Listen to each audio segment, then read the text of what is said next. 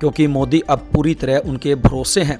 सितंबर के बाद जब वे 75 साल के हो जाएंगे तो पद पर बने रहने के लिए मोहन भागवत की मदद पर निर्भर हैं। पहली बार सुप्रीम कोर्ट में ईवीएम में वोटों की रिकाउंटिंग हुई और नतीजे बदल गए। मामला हरियाणा के पानीपत जिले की बुआना लाखू पंचायत का है। नवंबर 2022 में यहां सरपंच पद के चुनाव ईवीएम से हुए। गिनती के बाद पीठासीन अधिकारी ने कुलदीप मलिक को 51 वोट से विजेता घोषित कर दिया। 4.5 घंटे बाद मोहित मलिक को विजेता बताया। हालांकि बाद में हाईकोर्ट के फैसले पर कुलदीप मलिक को सरपंच घोषित किया गया। मोहित मलिक ने 33 महीने कानूनी लड़ाई लड़ी। आखिर में ईवीएम में दर्ज वोटों की सुप्रीम कोर्ट में रिकाउंटिंग करवाई गई तो मोहित 51 वोटों से विजेता बने। 11 अगस्त को कोर्ट के फैसले के बाद 13 अगस्त को राज्य चुनाव आयोग ने महिला को सरपंच बनने का नोटिफिकेशन जारी किया। 14 अगस्त को मोहित को जिला विकास एवं पंचायत अधिकारी राजेश शर्मा ने पद की शपथ दिलाई। 15 अगस्त को गांव में बतौर सरपंच मोहित को ध्वजारोहण का मौका मिला। पिछले महीने यानी 11 जुलाई को ये मामला सुप्रीम कोर्ट में पहुंचा था। स्वतंत्रता दिवस के मौके पर प्रधानमंत्री नरेंद्र मोदी ने लाल किले से 2 घोषणाएं की हैं। उन्होंने प्रधानमंत्री विकसित भारत रोजगार योजना लॉन्च की। साथ ही दिवाली तक टैक्स कम करने वाली जीएसटी रिफॉर्म स्कीम लाने की बात कही। पीएम मोदी ने कहा कि आज मैं आपके लिए खुशखबरी लेकर आया हूं। 15 अगस्त के दिन मेरे देश के युवाओं के लिए 1 लाख करोड़ रुपए की प्रधानमंत्री विकसित भारत रोजगार योजना शुरू कर रहे हैं। इससे 3.5 करोड़ नौजवानों को रोजगार मिलेगा। मोदी ने संबोधन में कहा कि इस साल दिवाली में बड़ा तोहफा मिलने वाला है। जीएसटी को आए 8 साल हो चुके हैं।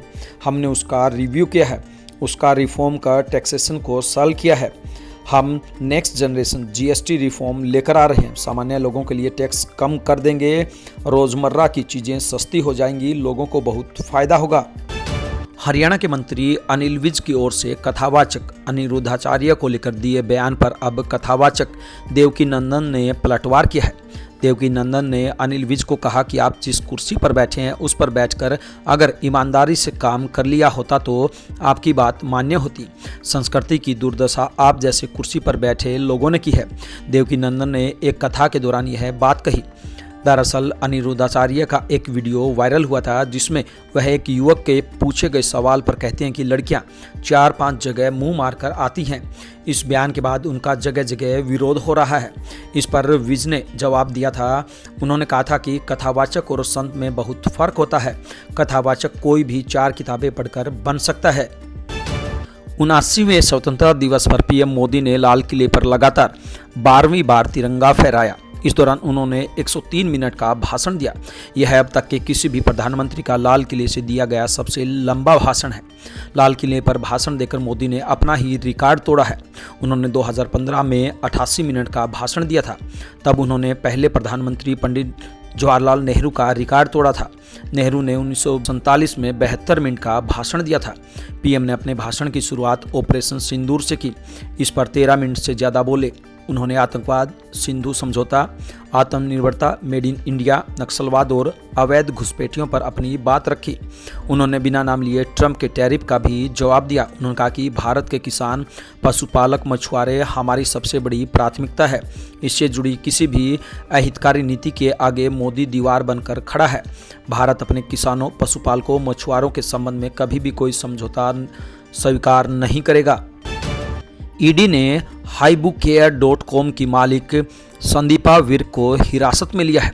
उन पर आरोप है कि उन्होंने फर्जी वेबसाइट को FDA अप्रूव्ड बताया और ब्यूटी प्रोडक्ट्स बेचे। उन्होंने धोखाधड़ी कर लोगों से पैसे ऐंठे।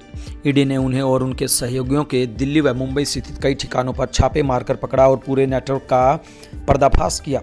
ईडी के अनुसार उनके खिलाफ यह कार्रवाई अवैध वित्तीय लेनदेन और मनी लॉन्ड्रिंग से जुड़े आरोपों के आधार पर की गई है। संदीपा पर अंबानी ग्रुप की जांच प्रभावित करने के आरोप हैं। संदीपा विर्क खुद को एक्ट्रेस और कॉस्मेटोलॉजिस्ट बताती है। वह मलयालम फिल्मों में काम कर चुकी है। एजेंसी अब उनके कारोबार और वित्तीय गतिविधियों से जुड़े सबूत खंगाल रही है। वहीं इस मामले के बाद पंजाब पुलिस ने भी मोहाली में दर्ज 6 करोड़ की ठगी का केस दोबारा खोल लिया है, जिसमें पहले संदीपा के आरोपी से कनेक्शन मिले थे, लेकिन पुलिस ने तब केस और चार्जशीट से उसका नाम निकाल दिया था। हरियाणा में अहिरवाल की राजनीति पिछले 2 माह से गरमाई हुई है। अब कैबिनेट मंत्री राव नरबीर ने कहा कि पिछली सरकार के कामकाज के बूते हरियाणा में तीसरी बार भाजपा की सरकार बनी है। 2014 से अब तक हरियाणा में 3 विधानसभा और लोकसभा चुनाव हो चुके हैं। हर चुनाव में पार्टी को बड़ी जीत मिली है।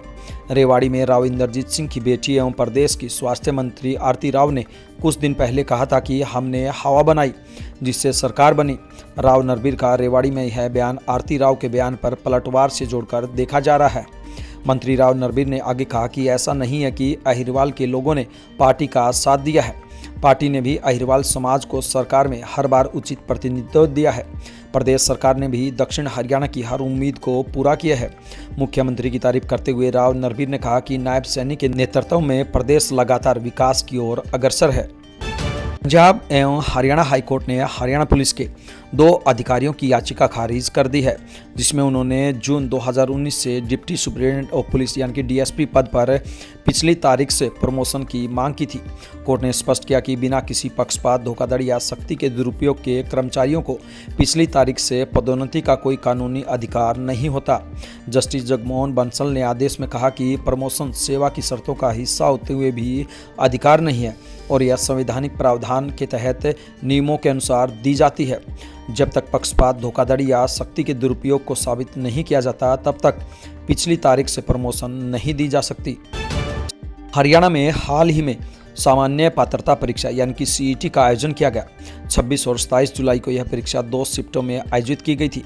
परीक्षा के बाद विद्यार्थियों ने पहले दिन की पहली शिफ्ट के और दूसरे दिन की दूसरी शिफ्ट को कठिन बताया था, जिसके बाद सोशल मीडिया पर सीईटी पेपर निरस्तता और नॉर्मलाइजेशन को लेकर असत्यापित खबरें चलाई गई।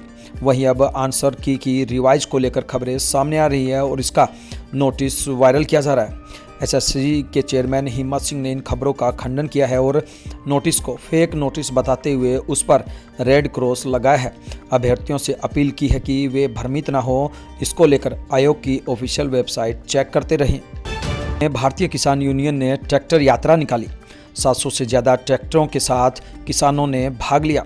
इसके बाद गुलकनी गांव में कार्यक्रम का आयोजन किया गया, जिसमें अब तक जितने भी किसान आंदोलन में शहीद हुए हैं उनकी जान गंवाने वाले किसानों के परिवार के सदस्यों को सम्मानित किया गया। किसानों ने 65 फीट ऊंचा तिरंगा झंडा और 40 फीट ऊंचा भारतीय किसान यूनियन का झंडा भी फहराया। रामराय बस अड्डे से ट्रैक्टर यात्रा शुरू हुई, जो गुलकनी में किसान शहीद स्मारक पर जाकर खत्म हुई। इस दौरान ट्रैक्टरों की लंबी लाइन लग गई। शहीद स्मारक पर कार्यक्रम हुआ, जिसकी अध्यक्षता जिला प्रधान बिंदर नंबरदार ने की। भारतीय किसान यूनियन के प्रदेश अध्यक्ष रतनमान भी कार्यक्रम में पहुंचे। हरियाणा विद्यालय शिक्षा बोर्ड की जांच में बड़ा शिक्षा घोटाला उजागर हुआ है। 92 विद्यालयों में पढ़ने वाले 129 छात्रों ने फर्जी माध्यमिक प्रमाण पत्र के आधार पर 2021 की सीनियर सेकेंडरी परीक्षा में प्रवेश लिया। ये प्रमाण पत्र अलग अलग राज्यों के संदिग्ध शिक्षा बोर्ड और संस्थानों से जारी पाए गए। अब इस मामले में पुलिस ने 6 लोगों के खिलाफ धोखाधड़ी और फर्जीवाड़े की धाराओं में केस दर्ज किया है। कोविड-19 महामारी के चलते अप्रैल 2021 में हरियाणा बोर्ड की परीक्षाएं रद्द कर दी गई थी। सरकार की तय नीति के तहत योग्य छात्रों को प्रमोट किया गया। इस दौरान कई विद्यालयों ने बाहर के बोर्ड से माध्यमिक पास दिखाकर छात्रों को 12वीं में एडमिशन दे दिया। लेकिन जांच में सामने आया कि जिन प्रमाण पत्रों के आधार पर प्रवेश दिया गया वे न तो हरियाणा बोर्ड के समकक्ष थे और न ही मान्यता प्राप्त। वहीं अब इस मामले में हरियाणा के हिसार जिले के नारनौंद में भी कई एफआईआर दर्ज हुई हैं। स्पोर्ट्स कोटे के तहत विभिन्न पदों पर भर्ती होने की संभावना है, जिसके संकेत हरियाणा कर्मचारी चयन आयोग के अध्यक्ष हिम्मत सिंह ने दे दिए हैं। उन्होंने सोशल मीडिया पर पोस्ट डालते हुए बताया कि अभ्यर्थियों की मांग को आयोग ने गंभीरता से लिया है। अभ्यर्थी परीक्षा की तैयारी में जुट जाएं। जल्दी ही विवरण आधिकारिक रूप से जारी होगा, जिससे अनुमान है कि एसएससी जल्द ही खेल कोटे के तहत भर्ती प्रक्रिया शुरू होगी और खिलाड़ियों को नौकरी का मौका मिलेगा। सिरसा में एक महिला ने अपने पति की डंडे से पिटाई कर दी। युवक को हाथ, आंख पर चोटें आई। यही नहीं, उसे पीटने के बाद पत्नी अपने मायके चली गई। इसकी शिकायत घायल युवक ने पुलिस को दी है। अब सिविल लाइन थाना पुलिस ने उक्त महिला के खिलाफ एफआईआर दर्ज कर ली है। दरअसल महिला की सास विदेश में गई हुई थी। उसने अपने पति को रसोई में बर्तन साफ करने को कहा तो इस बात पर दोनों में तू मैं हो गई। बात यहाँ तक पहुँच गई कि महिला ने गुस्से में आकर अपने पति पर डंडे से वार कर दिया। घायल अंकित का आरोप है कि उसकी पत्नी ने बिना वजह चोट मारी है और उसे जान से मारने की धमकी देने और झूठे केस में फंसवाने की धमकी दी है। पाकिस्तान के लिए जासूसी के आरोपों में जेल में बंद हरियाणा के हिसार के यूट्यूबर ज्योति मल्होत्रा के खिलाफ एसआईटी ने चार्जशीट रिपोर्ट कोर्ट में जमा कर दी। करीब 2500 पन्नों की यह रिपोर्ट है।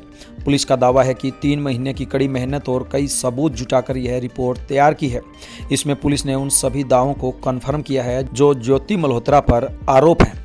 चार्जशीट में पुलिस ने दावा किया है कि ज्योति मल्होत्रा पाकिस्तान के लिए लंबे समय से जासूसी कर रही थी। ज्योति लगातार पाक आईएसआई एजेंटों के संपर्क में थी। वह पाक एजेंटों के हर सवाल का जवाब देती थी। पाकिस्तान एजेंटों को ज्योति भारत विरोधी जानकारी शेयर कर रही थी। पुलिस का कहना है कि ज्योति मल्होत्रा पहले तो सामान्य यूट्यूबरों की तरह ब्लॉग बनाती थी, लेकिन पाकिस्तान यात्रा के बाद से वह पाक एजेंटों के संपर्क में आ गई थी और उनसे इसकी लंबी बातचीत होती थी। ज्योति के मोबाइल खंगालने पर पाक उच्चायुक्त में तैनात एहसान उर रहीम दानिश अली से लंबी बातचीत है। आईएसआई एजेंट साकिर हसन अली के अलावा नासिर ढिल्लो से ज्योति की बातचीत होती थी। आज हरियाणा में कैसा रहेगा मौसम का मिजाज? हरियाणा में आज सुबह का तापमान 24 डिग्री है। हवा, नमी और अन्य मौसम की स्थितियों जैसे कारकों को ध्यान में रखते हुए तापमान 27 डिग्री जैसा महसूस हो सकता है। हरियाणा में सुबह बारिश की संभावना 100% है और हवा की गति 8 किलोमीटर प्रति घंटा रहेगी। दोपहर के समय तापमान 31 डिग्री है और यह 38 डिग्री जैसा महसूस होगा। 17 किलोमीटर प्रति घंटे की हवा की गति के साथ आर्द्रता लगभग 72% रहेगी। शाम का तापमान 31 डिग्री तक पहुंच जाएगा। हरियाणा में शाम के समय बारिश की संभावना 100% है। साथ ही हवा की गति 13 किलोमीटर प्रति घंटा रहने की संभावना है।